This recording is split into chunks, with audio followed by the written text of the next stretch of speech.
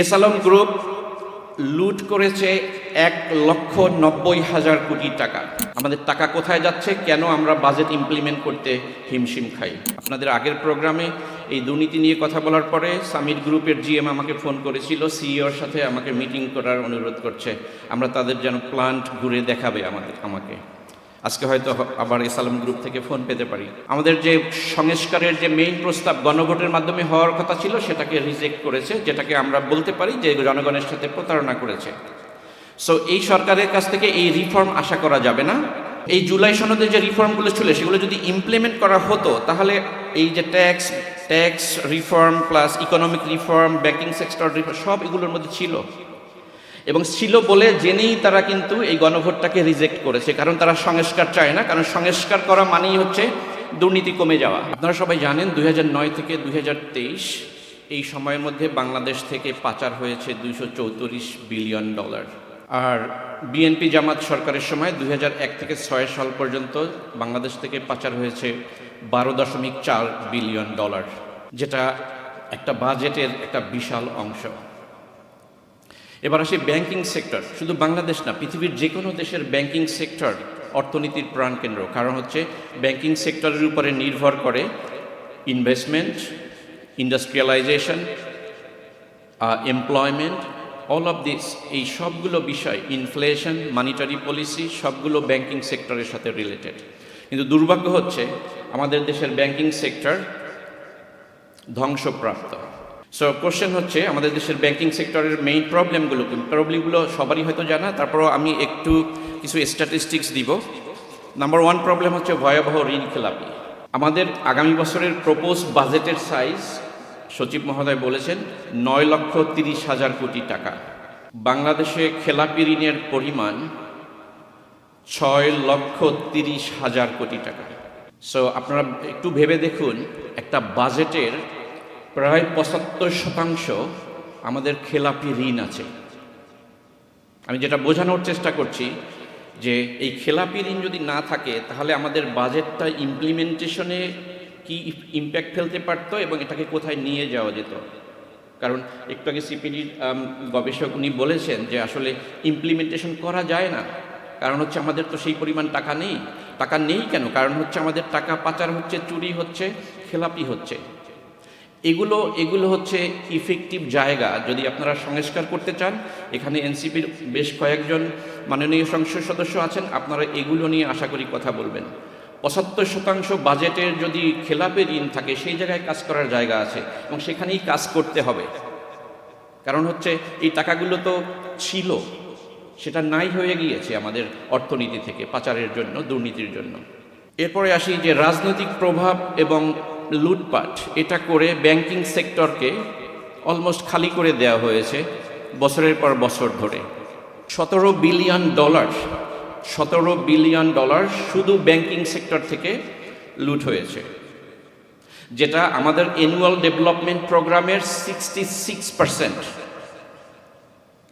তো আমরা জানি প্রতি বছরই, irrespective of the political resign, যখনই এডিপির বাজেট দেওয়া হয়, সেটা ইমপ্লিমেন্টেশনে হিমশিম খেতে হয়। অথচ দেখেন 66% অফ দ্য এডিপি প্রোগ্রাম, এটা শুধু ব্যাংকিং সেক্টর, ওই পরিমাণ অর্থ শুধু ব্যাংকিং সেক্টর থেকে লুটপাট হয়েছে। এস আলম গ্রুপ আপনারা সবাই জানেন, পৃথিবীর সবাই জানে আশা করি। আপনাদের আগের প্রোগ্রামে এই দুর্নীতি নিয়ে কথা বলার পরে সামিট গ্রুপের জিএম আমাকে ফোন করেছিল, সিইওর সাথে আমাকে মিটিং করার অনুরোধ করছে। আমরা তাদের যেন প্লান্ট ঘুরে দেখাবে আমাকে। আজকে হয়তো আবার এস আলম গ্রুপ থেকে ফোন পেতে পারি। এস আলম গ্রুপ লুট করেছে 1,90,000 কোটি টাকা। এই 1,90,000 কোটি টাকা টোটাল এডিবির গভর্নমেন্ট আগামী বাজেটে যে পরিমাণ খরচ করতে চায়, এক্স্যাক্টলি সেই পরিমাণটা। এবার চিন্তা করে দেখুন, আমাদের টাকা কোথায় যাচ্ছে, কেন আমরা বাজেট ইমপ্লিমেন্ট করতে হিমশিম খাই। এবং দুঃখজনক বিষয়, আবারও বলছি, এর আগের দিনও বলেছিলাম, বর্তমান গভর্নমেন্ট ব্যাংক রিজলিউশন অ্যাক্ট 2026 করে আবার এই ব্যাংক লুটেরাদের আবার ব্যাংকের মালিকানা ফিরিয়ে দেওয়ার এই সুযোগ করে দিয়েছে। সো মাননীয় সংসদ সদস্যদের কাছে আমার অনুরোধ থাকবে, আপনারা যদি সংস্কার নিয়ে সংসদে কথা বলেন, বাজেট আলোচনায়, এই যে ব্যাংকিং খাতের লুটপাট এবং এই যে বর্তমান সরকার আবারও এই লুটেরাদেরকে নিয়ে আসার জন্য সুযোগ করে দিচ্ছেন, আমরা দেখতে চাই আপনারা যে, যদিও আপনারা যেটা বলে গেলেন যে ভোটে হয়তো আপনারা এটা পাশ হয়ে যাবে, তারপরও আমরা দেখতে চাই আপনারা এটা নিয়ে জোরালো অবস্থান নিচ্ছেন। ব্যাংকিং খাতের দ্বিতীয় দুর্বলতা হচ্ছে সেন্ট্রাল ব্যাংকিং। সেন্ট্রাল ব্যাংকিং পৃথিবীর যে কোনো দেশের জন্য একটা বিশাল গুরুত্বপূর্ণ বিষয়, যে কোনো অর্থনীতির জন্য। কিন্তু আপনারা জানেন 2016 সালে বাংলাদেশ ব্যাংকের রিজার্ভ চুরি হয়ে যায় $81 মিলিয়ন, যেটা সারা পৃথিবীতে আলোড়ন তৈরি করেছিল। $81 মিলিয়ন বাংলাদেশ ব্যাংকের রিজার্ভ থেকে চুরি হয়ে গেছে, এবং আমরা জানি আমাদের এর সাথে রতি মহারতি সবাই জড়িত ছিল। এবং আমরা আশা নিয়েছিলাম আবার এই বর্তমান সরকার এই বাংলাদেশ ব্যাংক, যেটা আমাদের কেন্দ্রীয় ব্যাংক, এটাকে আবার সচল করবে। দুর্ভাগ্যজনকভাবে আমাদের মাননীয় প্রধানমন্ত্রী, আমার ধারণা শুধু বাংলাদেশে না সারা পৃথিবীতে রেকর্ড করেছেন একজন ঢাকা ইউনিভার্সিটির, আমি সম্মান রেখেই বলছি কারণ আমি central banking university of British কলাম্বিয়াতে আমি মনিটারি পলিসি সেন্ট্রাল ব্যাংকিং পড়াই ওখানে। আমাদের মাননীয় প্রধানমন্ত্রী ঢাকা ইউনিভার্সিটির একজন MA পাস অ্যাকাউন্টেন্টকে সেন্ট্রাল ব্যাংকের গভর্নর নিয়োগ দিয়েছেন, যেটা শুধু বাংলাদেশের না, আই গেস বিশ্ব রেকর্ড। কারণ আমি তার রেজিউমি, যেদিন তাকে নিয়োগ দেওয়া হয়েছে আমি তার রেজিউমি পড়েছি, তার সেন্ট্রাল ব্যাংকিংয়ে কোনো অভিজ্ঞতা নাই। এবং আপনাদেরকে আমি বলছি, এবং এটা কেন করা হলো, আই গেস মাননীয় প্রধানমন্ত্রীর হয়তো বিন্দু পরিমাণ ধারণা নাই যে একজন সেন্ট্রাল ব্যাংকের গভর্নরের পৃথিবীর যে কোনো জায়গায় গভর্নরের পোস্ট যে কোনো অর্থনীতির জন্য সেই দেশের যে কোনো মন্ত্রীর চেয়ে গুরুত্বপূর্ণ অর্থনীতির জন্য। তো কোশ্চেন হলো কেন এই নিয়োগ দেওয়া হলো? সব প্রতিষ্ঠানগুলোতে যেভাবে রাজনৈতিক নিয়োগ দেওয়া হচ্ছে সেভাবেই এই নিয়োগও হয়েছে। এই পৃথিবীতে এখন সবচেয়ে দরিদ্র দেশগুলোর মধ্যে অন্যতম হচ্ছে সুদান।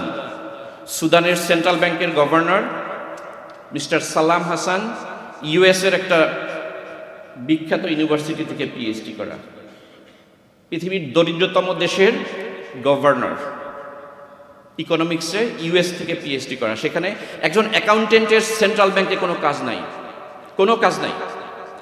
সেন্ট্রাল ব্যাংক গভর্নরের অ্যাকাউন্টেন্ট হিসেবে কোনো কাজ নাই। সো আমি আশা করব যে এই আপনারা যদি আর্থিক খাতকে রিপেয়ার বা রিফর্ম করতে চান, মাননীয় সংসদ সদস্যরা এই পজিশনগুলো যদি রাইট জায়গায় রাইট পিপল বসানো না হয় তাহলে সেই সংস্কার সম্ভব না। সো কথা হচ্ছে যে আমাদের ব্যাংকিং খাতে করণীয় কি? আমাদের আসলে আলফা জেনারেশন, জেনজির পরে যে আলফা জেনারেশন, করণীয় আমরা সবাই জানি। ক্লাস 8-এর একটা ছাত্র আমার ধারণা বাংলাদেশের, এরা এত সচেতন, তারা জানে করণীয় কি। সো প্রবলেম হচ্ছে দুর্নীতি। সো এই দুর্নীতি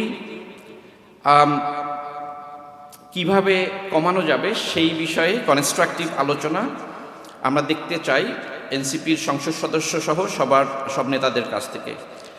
সো বাংলাদেশ ব্যাংককে পুরোপুরি ইন্ডিপেন্ডেন্ট করতে হবে, এর কোনো বিকল্প নাই। যেটা জুলাই সনদে ক্লিয়ারলি ছিল, আমি জুলাই সনদ অনেকবার পড়েছি, তো সেই সংস্কার তো রিজেক্ট করে দেওয়া হয়েছে। ব্যাংক পরিচালনা পর্ষদ যেটা, সেখানে ঢেলে সাজাতে হবে। এটা হচ্ছে ব্যাংকিং সেক্টরে। আমাকে প্রশ্ন করা হয়েছিল যে রাজস্ব খাতের যে বিষয়টা, সেটা নিয়ে যেন একটু আমি আলোচনা করি, সময় সংক্ষিপ্ত। রাজস্ব খাতের বড় একটা সমস্যা হচ্ছে আমাদের ট্যাক্স কালেকশন, যেটা বললেন উনি, যে tax collection, tax GDP ratio পৃথিবীর নিম্নতম দেশগুলোর মধ্যে অন্যতম বাংলাদেশ, যেটা 6.6% ট্যাক্স টু জিডিপি রেশিও। তার মানে হচ্ছে বাংলাদেশে যখন 100 টাকার জিডিপি উৎপাদন হয়, গভর্নমেন্ট মাত্র 6 টাকা ট্যাক্স পায়। উন্নত দেশগুলোতে এটা 25 থেকে 35, আমাদের পার্শ্ববর্তী দেশ ভারতে হচ্ছে 18% পায়, ভিয়েতনামে সেটা 19%, আমাদের দেশে 6.6% অনলি। এটার কারণ হচ্ছে আমাদের টিন হোল্ডার আছে 1,28,00,000 টিন হোল্ডার, এর মধ্যে 72 লক্ষ ইনকাম ট্যাক্স সাবমিট করেন না, রিটার্ন সাবমিট করেন না। 46 লক্ষ সাবমিট করেন, তার মধ্যে 30 লক্ষ কোনো ট্যাক্স দেয় না, কারণ তাদের ইনকাম ট্যাক্স ব্র্যাকেটের নিচে। ইফেক্টিভলি মাত্র 15 থেকে 16 লক্ষ মানুষ তারা আয়কর দেয় বাংলাদেশে। আমার স্ট্যাটিস্টিক্সটা একটু ভালো করে শুনুন। এই 15 থেকে 16 লক্ষ মানুষ বাংলাদেশে যারা ট্যাক্সেবল ইনকাম আছে তাদের আনুমানিক 8%। 8। সো যেটা করতে হবে, আমাদের ট্যাক্স রেভিনিউ বাড়াতে হলে এই যে 8% মানুষ ট্যাক্সেবল ইনকাম আছে ট্যাক্স দেয়, এটাকে কমপক্ষে 50% নিয়ে যেতে হবে। আর দুর্নীতি নিয়ে কথা হয়েছে। এনবিআর এর রিফর্ম দরকার এবং গত সরকার চেষ্টা করেছিল, ইন্টারিম গভর্নমেন্ট। আমরা সবাই দেখেছি যখনই এনবিআর এর রিফর্ম নিয়ে কথা বলা হয় সবাই এর সঙ্গে, দুর্নীতির সঙ্গে যারা জড়িত সবাই রাস্তায় নেমে চলে আসে। গত বছর 2025 সালে এনবিআর এর 3 জন কর্মকর্তার বিরুদ্ধে 146 কোটি টাকা তারা দুর্নীতিতে অভিযুক্ত হয়েছে। ট্যাক্স ফাঁকি দেওয়ার ক্ষেত্রে ডকুমেন্ট তারা জালিয়াতি করেছে। তো এই এনবিআর এর দুর্নীতি প্লাস ট্যাক্স কালেকশনের ক্ষেত্রে যে দুর্নীতি, সেগুলো আমাদেরকে নিয়ে কাজ করতে হবে। ট্যাক্স বেস বাড়াতে হবে আর আয়ের উৎসে ট্যাক্স কেটে নিতে হবে। এটা একটা, আমাদের আয়ের উৎসে ট্যাক্স কাটা হয় আমি জানি, কিন্তু আয়ের উৎসে, অর্থাৎ আমি কানাডাতে থাকি, আমাদের যেটা করা হয়, আমি এভরি পে চেক হাতে পাওয়ার আগেই টাকা আমার ইনকাম ট্যাক্সটা কেটে নেয়। এখানেও নেয়, কিন্তু সিস্টেমের ডিফারেন্সটা আছে। সো ট্যাক্স বেস বাড়িয়ে আয়ের উৎসে ট্যাক্স কেটে নিতে হবে। আমাদের দেশের আরেকটা সমস্যা হচ্ছে রেভিনিউ কালেকশনের ক্ষেত্রে আমাদের 85% এমপ্লয়মেন্ট ইনফর্মাল সেক্টরে, 85%। তো সেটা একটা বড় সমস্যা। কেন ট্যাক্স রেভিনিউ কম?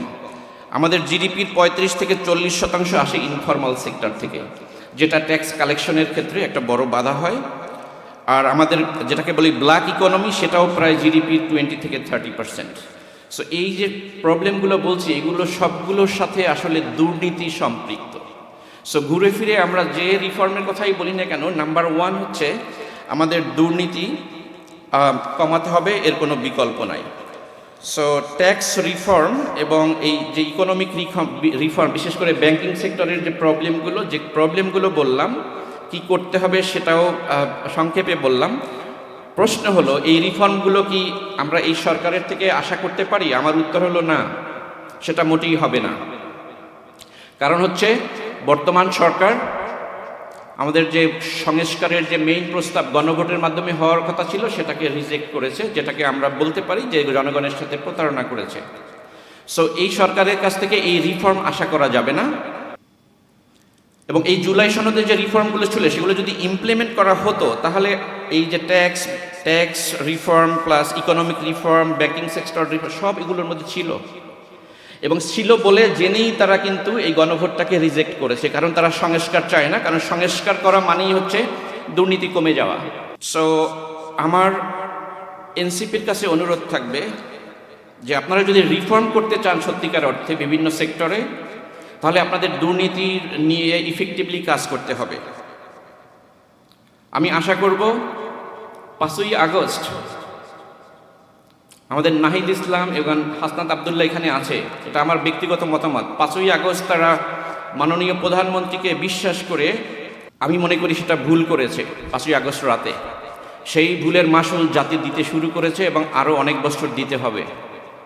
আমি এনসিপির নেতাদের কাছে আমার অনুরোধ, তারা যেন এই সংস্কারের বিষয়ে সংসদে এবং সংসদের বাইরে শুধু বক্তৃতা না, ইফেক্টিভলি কীভাবে পলিসি মেকিংয়ের ক্ষেত্রে গভর্নমেন্টের উপরে প্রেশার ক্রিয়েট করে যতটুকু আগানো যায়, সেই প্রেশারটা তারা অব্যাহত রাখবে।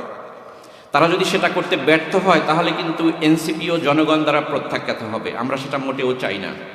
দেশের তরুণ প্রজন্ম কিন্তু আপনাদের দিকে তাকিয়ে আছে।